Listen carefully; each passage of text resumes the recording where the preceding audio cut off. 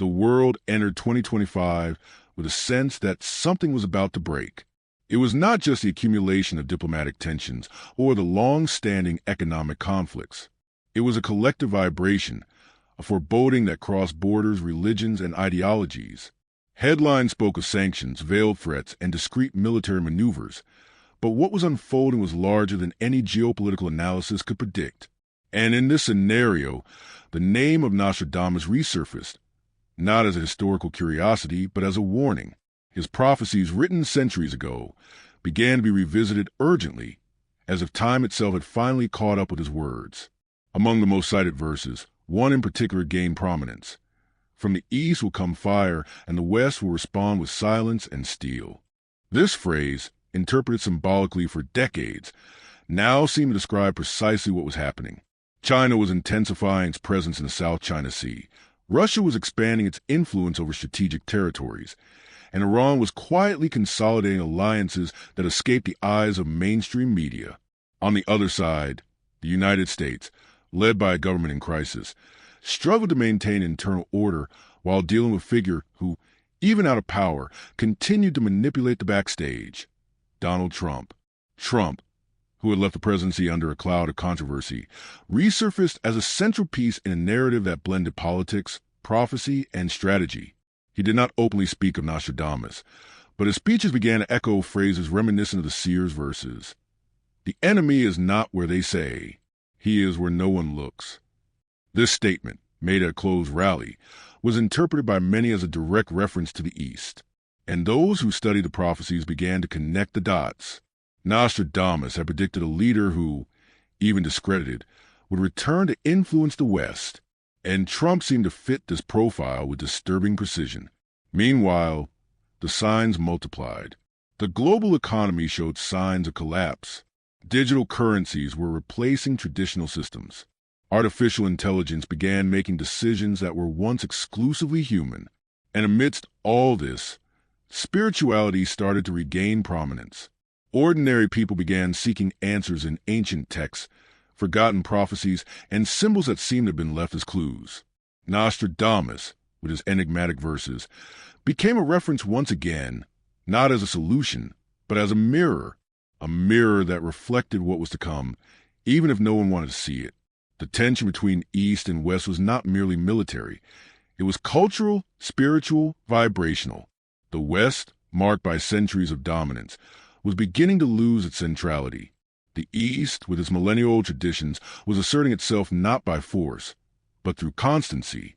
Nostradamus is said to have written, "Balance will be broken when the old does not recognize the new," and that recognition was being avoided at all costs. Trump, with his rhetoric of a return to greatness, represented this resistance. Yet, paradoxically, he was also the catalyst for change, because by provoking he revealed, by dividing he exposed, by insisting he accelerated.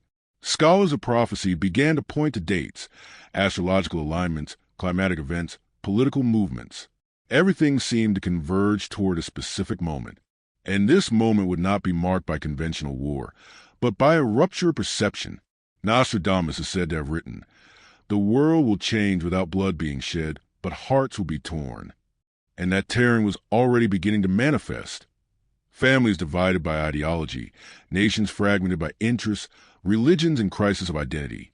And at the center of it all, the figure of Trump who, even without an official role, continued to be heard, followed, and feared.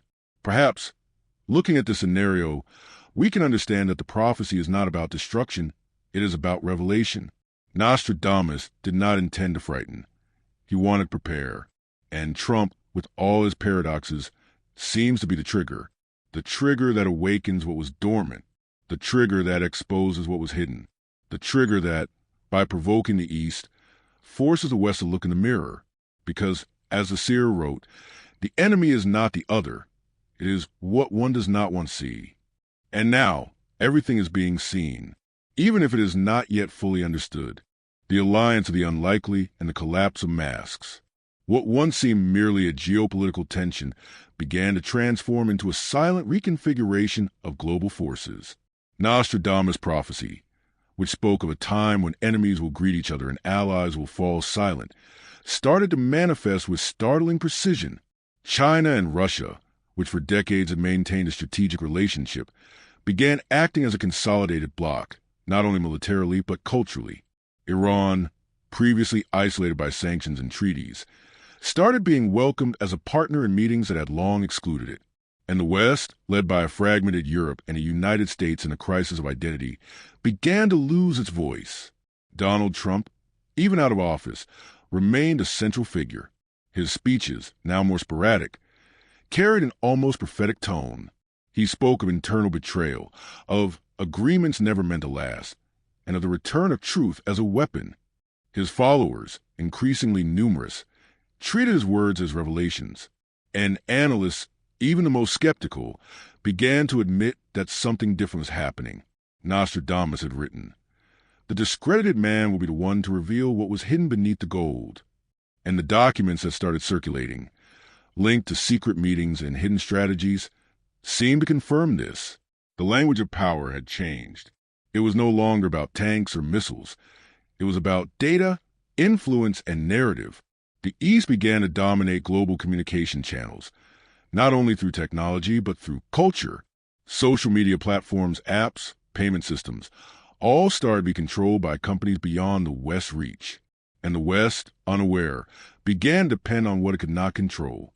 Nostradamus had said, "Dominion will come through what is unseen, and those who cannot see will be led as the blind." And that blindness was spreading. Traditional alliances began to unravel. NATO, pressured by internal divergences, started losing strength. The European Union, divided by economic and cultural interests, no longer spoke with one voice.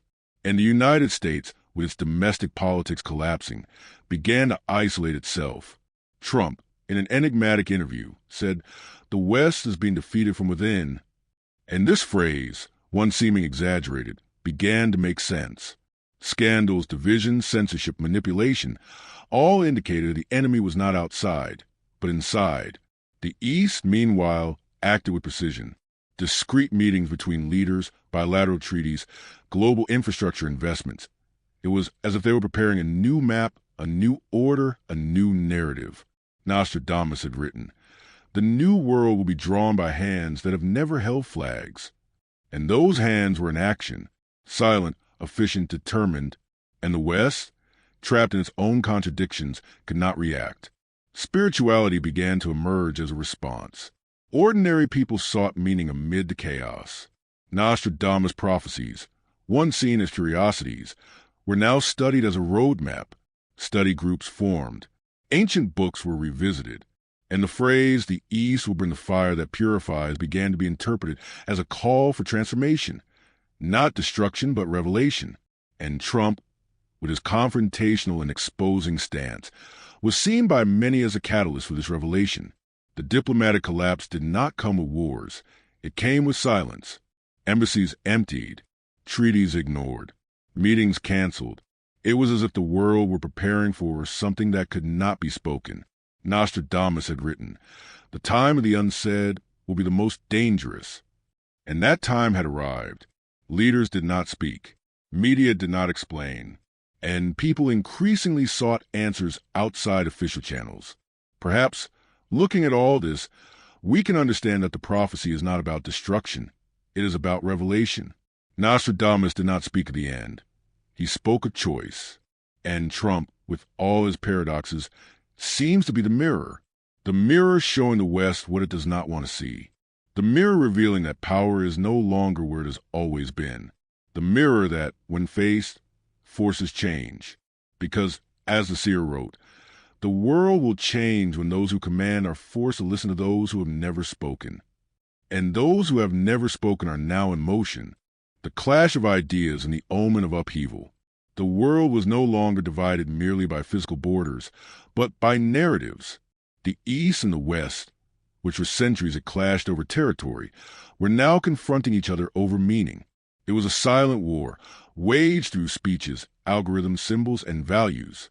Nostradamus, in one of his most cited verses, had written, "When the fire is no longer seen but felt, men will know that the war has changed." And this change was already underway.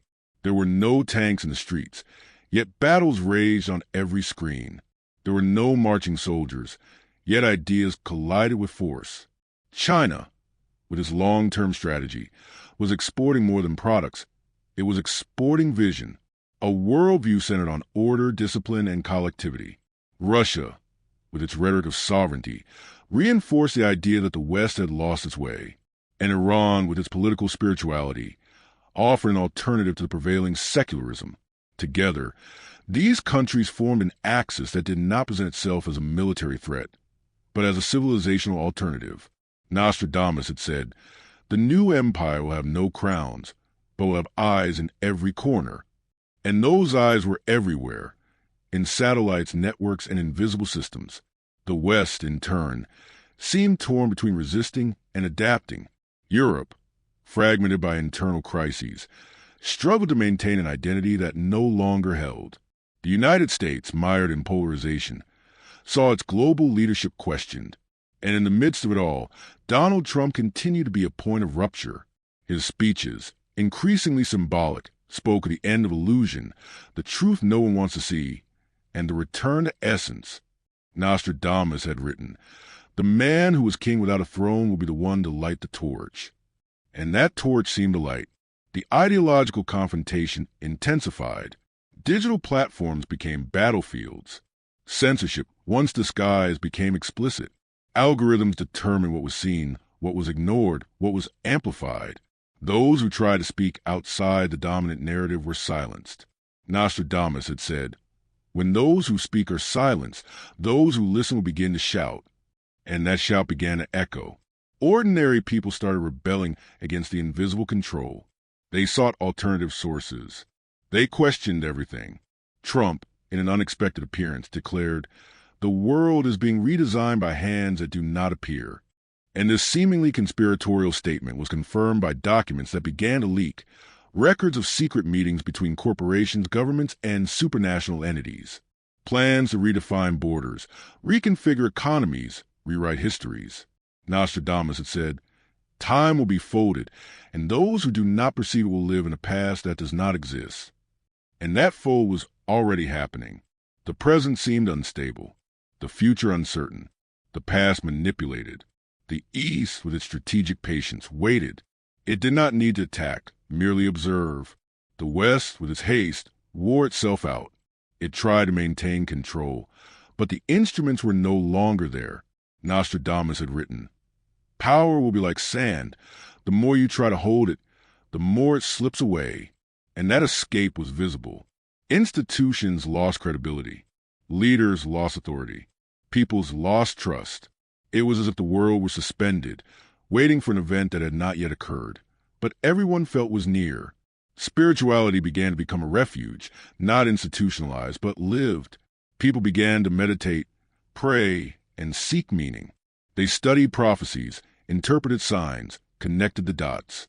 Nostradamus, with his enigmatic verses, became a guide, not because he offered answers, but because he provoked questions. And those questions were the beginning of transformation. Trump, with his confrontational and revealing stance, was seen by many as a messenger, not of destruction, but of rupture. Because, as the seer had written, "What breaks is not what destroys, it is what reveals." Perhaps, looking at all this, we can understand that the confrontation is not between countries. It is between visions. Nostradamus did not speak of war. He spoke of upheaval. And that upheaval has already begun, in hearts, in minds, in structures. And Trump, with all his paradoxes, is the catalyst that forces the West to look at itself, the catalyst that compels the East to take its position, the catalyst that, by provoking, reveals. Because, as the seer wrote, the world will change when those who command are forced to listen to those who have never spoken. And those who have never spoken are now in motion. The invisible alignment and the call of consciousness. The world seemed on the brink of collapse, but what was unfolding behind the scenes was not merely a political crisis. It was a spiritual transition. Nostradamus, in his most obscure verses, had written, "When the stars align in silence, men will hear what was never spoken." And that silence began to manifest, not in the streets, but in the souls of humanity. It was as if an invisible force were pushing people inward, compelling each individual to confront what they had long ignored. Astronomers began noticing unusual patterns. Planetary alignments coinciding with geopolitical events. Solar flares synchronized with financial collapses. Oscillations in the Earth's magnetic field affecting human behavior. And those who studied prophecies began connecting the dots. Nostradamus had written, "The sky will speak with light, and those who listen will be transformed." And this light was not physical, it was vibrational, a frequency that penetrated all things, touching those who were ready and unsettling those who resisted.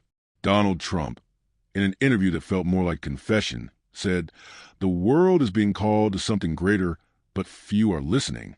The statement, mocked by some, resonated deeply with those attuned to spiritual cycles. It was as if he, even without fully understanding, was channeling a message from another plane. Nostradamus had written, "The messenger will not know he is the messenger, but his voice will sound like a trumpet." And that trumpet had already sounded. Spiritual groups began forming spontaneously, not by doctrine, but by resonance. People gathered in silence, in meditation, in prayer. They reported dreams with ancient symbols, visions of unknown lights, sensations of presence during moments of retreat. It was as if the veil between worlds was thinning. Nostradamus had written, "Time will be folded, and those who live in the now will see what lies beyond." And that beyond was beginning to reveal itself. The East, with its millennial-old traditions of spirituality, seemed better prepared. Its leaders spoke of balance, energy, and cycles. The West, still tied to material logic, resisted. But the awakened knew this was no longer about politics. It was about consciousness. Nostradamus had written, "The new world will not be built, it will be remembered." And that remembrance was returning, like an echo, like a call, like a truth that could no longer be ignored. Trump, in a speech blending politics and spirituality, spoke of the need to reconnect with what is real. Those who heard him began to sense that something was shifting. It was not only him, it was the field around him. His presence seemed to activate something in others. Nostradamus had written, "The man who divides will be the one who points the way, even without knowing it." And that path was being revealed. The cosmic alignment forecasted for the end of 2025 began to be treated as a portal. Astrologers, mystics, and alternative scientists all spoke of a window of transition, an opportunity for a leap, a chance to redefine everything. Nostradamus had written, "Those who cross the portal will no longer be the same." And those preparing knew. This was not about escape. It was about transformation. Spirituality began to become practical. People changed their habits. They abandoned excesses. They sought silence. They reassessed their relationships. They began living with more presence, more intention, more truth. Nostradamus had written, "Those who live with truth will be like lights in the night." And those lights began to ignite, discreet, deep, inextinguishable. Perhaps, in looking at all this, we can understand that prophecy is not about the end. It is about the beginning. Nostradamus did not speak of destruction. He spoke of revelation. And Trump, with all his paradoxes, is merely the trigger that awakens what was dormant, the trigger that compels a world to see itself, the trigger that, by provoking, reveals, because, as the seer wrote, "The world will change when those who command are forced to listen to those who have never spoken." And those who have never spoken are now in motion. The fall of thrones and the rise of the invisible guides. The world could no longer be sustained by the structures that had upheld it for centuries. The institutions that once seemed unshakable began to crumble, not from external attacks, but from internal implosion. Nostradamus, in one of his most forgotten verses, is said to have written, "The thrones will fall without anyone pushing them, and those never seen will rise without ladders." And this silent ascension began to manifest across every corner of the planet. It was no longer about political power. It was about spiritual presence. Unexpected leaders began to emerge. They weren't traditional politicians or media figures. They were ordinary people with simple words, but with a strength that did not come from authority. It came from truth. Doctors, teachers, farmers, former soldiers, young activists, all moved by a vibration that could not be explained, only felt. Nostradamus is said to have written, "Those who speak with the heart will be heard above those who shout with the mouth." And this listening began to spread. The crowds, tired of empty promises, began to follow those who offered clarity, courage, and connection. Donald Trump, still at the center of the storm, continued to provoke. But now, he was no longer the sole focus. The documents he had revealed had triggered a chain reaction. Other leaders began to emerge, armed with information, with proof, with courage. Some were former intelligence agents. Others were corporate insiders. Others were religious figures who had remained silent out of fear. Now all were speaking. And what they spoke was not only denunciation, it was proposal. Nostradamus is said to have written, "The new world will be drawn by hands that never held flags." And those hands began to write. The traditional structures began to disintegrate. Political parties lost relevance. Churches divided. Corporations began to be abandoned by their own employees. It was as if the world were breaking free from a spell. Nostradamus is said to have written, "The enchantment will be broken when the eyes are opened." And the eyes were open. People began to realize they had been kept in a state of distraction, dependency, and submission. And that realization was the beginning of revolution. But it was not a revolution of flags. It was a revolution of consciousness. People began to change their habits, their values, their priorities. They began to seek simplicity, truth, spirituality. Nostradamus is said to have written, "The spirit will be the new government." And this government began to manifest. Prayer groups turned into decision centers. Autonomous communities began to rise. Networks of spiritual support began to replace social assistance systems. It was as if the world were returning to the essential. Spirituality, once marginalized, now became central. But not institutionalized spirituality, lived spirituality. People began to seek direct connection with the divine, without intermediaries. They began to meditate, to pray, to gather in silence. Nostradamus is said to have written, "Those who listen to the sky will be the ones who guide the earth." And these guides began to appear, not with titles, but with light. A light not seen with the eyes, but felt with the soul. The collapse of traditional structures also brought pain. Many resisted. Many tried to hold on to the old. Many attacked those who brought the new. Nostradamus is said to have written, "Those who fight against the truth will be crushed by it." And this struggle began to intensify. Conflicts arose. Persecutions increased. But those aligned with the new frequency did not retreat, because they knew it was not a physical battle. It was a spiritual one. And in that battle, the weapon was presence. Trump, even surrounded by controversy, continued to be a symbol, not of perfection, but of rupture. Nostradamus is said to have written, "The man who divides will be the one who begins." And this division, as painful as it was necessary, because only when everything breaks can it be rebuilt. And the world was broken, but it was also ready to begin again, ready to accept that power does not reside in palaces, but in hearts, ready to live in truth. Perhaps, in looking at all this, we can understand that the prophecy was not about destruction. It was about revelation. Nostradamus did not speak of the end. He spoke of the beginning, and this beginning had already started, in simple gestures, in sincere words, in leaders who did not seek power, but sought to serve, in those who did not seek applause, but peace, in those who did not seek control, but connection. For, as he is said to have written, "The new world will be made by those who are not afraid of the light." The cosmic call and the awakening consciousness. The world was no longer moved solely by political decisions or economic interests. Something greater was unfolding, something that escaped conventional analysis. It was as if an invisible force was pushing humanity toward a point of convergence, where everything that had been hidden would be revealed and everything that had been denied would be confronted.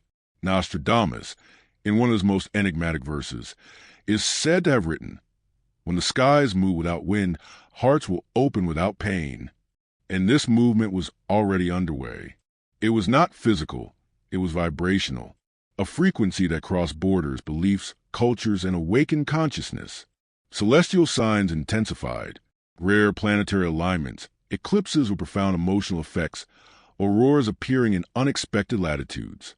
Scientists tried to explain, but those who were awake knew it was not just a phenomenon. It was a message. Nostradamus is said to have written, "The sky will speak with light, and those who listen will be transformed." And this light was not visible to ordinary eyes, but was felt by those who were prepared. People began reporting dreams with ancient symbols, sensations of déjà vu in unknown places, encounters with strangers who felt familiar. It was as if time itself was bending, revealing what had always been there but never seen. Donald Trump, still surrounded by controversy, began to change the tone of his speeches. He spoke less about politics and more about essence. In an unexpected appearance, he declared, "The world needs to remember what it is before deciding what it will be." The phrase, ridiculed by analysts, resonated among those who studied the prophecies. Nostradamus is said to have written, "The man who is king without a throne will be the one to ignite the torch." And this torch was not of fire, it was of consciousness, a light that did not illuminate the outer world, but revealed the inner one. Spiritual groups began to gather in silence, not through doctrine, but through resonance. People came together to meditate, to pray, to listen. They began to share experiences that would once have been dismissed as delusions, but were now recognized as signs. Nostradamus is said to have written, "Those who listen to the wind will be the ones to guide others." And these guides were not leaders. They were examples, people who lived simply, but deeply, who did not need to convince, because they already embodied the truth. The East, with its millennial-old spiritual traditions, seemed more prepared. Its masters spoke of cycles, energy, and reconnection. The West, still trapped in material logic, resisted. But those who were awake knew it was no longer about politics. It was about consciousness. Nostradamus is said to have written, "The new world will not be built. It will be remembered." And that memory was returning, like an echo, like a call, like a truth that could no longer be ignored. The event foretold for the end of 2025 began to be regarded as a portal. Astrologers, mystics, alternative scientists all spoke of a window of transition, an opportunity for a leap, a chance to redefine everything. Nostradamus is said to have written, "Those who cross the portal will no longer be the same." And those who were preparing knew it was not about escaping. It was about transforming. It was not about fleeing the world. It was about recreating it from within. Spirituality began to take practical form. People changed their habits. They abandoned excess. They sought silence. They reevaluated their relationships. They began to live with more presence, more intention, more truth. Nostradamus is said to have written, "Those who live with truth will be like lights in the night." And those lights began to shine. Subtle, profound, unextinguishable. Trump, with all his paradoxes, continued to act as a catalyst, not because he had answers, but because he provoked questions. Nostradamus is said to have written, "What breaks is not what destroys. It is what reveals." And that revelation was already in motion, in systems, in institutions, in souls. It was as if the world were being pushed toward a mirror where everything that had been denied would be seen. And those who were ready would cross through. Those who resisted would be confronted. Perhaps, looking at all this, we can understand that the prophecy is not about an end. It is about a beginning. Nostradamus did not speak of destruction. He spoke of revelation. And that beginning has already started. In simple gestures, in sincere words, in unexpected encounters, in eyes that meet and recognize. For, as he is said to have written, the new world will be made by those who are not afraid of the light. The final impact and the world after the revelation. What began as a tension between civilizations, fueled by political disputes and forgotten prophecies, reached its point of convergence. The world, already transformed within, was now beginning to reorganize outwardly. Nostradamus, in one of his most quoted verses, is said to have written, "When the veil is torn, those who are ready will see what was never hidden." And this tearing did not come with explosions, but with silence. A silence that passed through systems, beliefs, and structures, revealing what had always been there. The truth no one wanted to see. The Great Awakening was not a single event, but a process that culminated in a moment of impact. A day when everything stopped. Networks collapsed. Markets froze. Systems failed. And in the middle of the silence, a transmission was made. Not by a government, nor by a corporation, but by a decentralized network, formed by people who were prepared in silence. The message was simple. The truth is among us. Now it is choice. And this choice was not about politics, nor ideology. It was about consciousness. Donald Trump, who had been the catalyst for it all, appeared in a video recorded days earlier. In it, he said, "The world must be returned to the hands of those who live with truth." There was no tone of victory, no provocation. There was serenity, as if he knew his role was over. Nostradamus is said to have written, "The man who begins will not be the one who ends." And this ending was not defeat, it was passage. Because now, the world belonged to those who had awakened. The structures that resisted change began to collapse. Banks closed. Corporations were abandoned. Political parties dissolved. Churches emptied. And in the place of the old, the new began to emerge. Autonomous communities, networks of spiritual support, exchange systems based on trust, education built on experience, health founded on energy. It was as if humanity was returning to the essential, but with expanded consciousness. Nostradamus is said to have written, "The new will be like the old, but with eyes that see." And those eyes were open. Spirituality became the center. Not as religion, but as practice. People began to live with presence, with intention, with truth.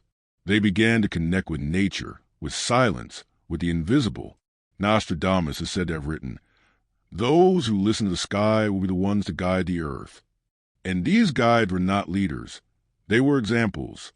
People who lived with simplicity, yet with depth. Who did not need to convince, because they already were. The final impact of the revelation was not destruction, it was liberation.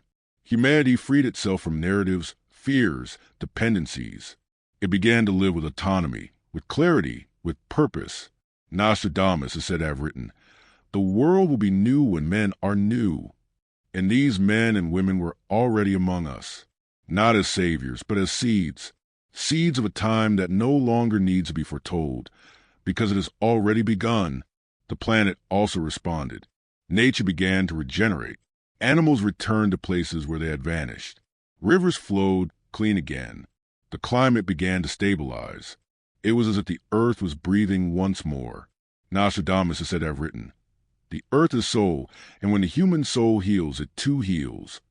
And this healing was underway, not through technology, but through reconnection. What will come after the Great Awakening will not be utopia. It will be reality, a reality made of conscious choices, of true relationships, of living systems. A reality where power will no longer be vertical, but circular, where knowledge will no longer be hoarded, but shared, where time will no longer be rushed, but lived. Nostradamus is said to have written, "Time will be felt, not counted." And that feeling had already begun.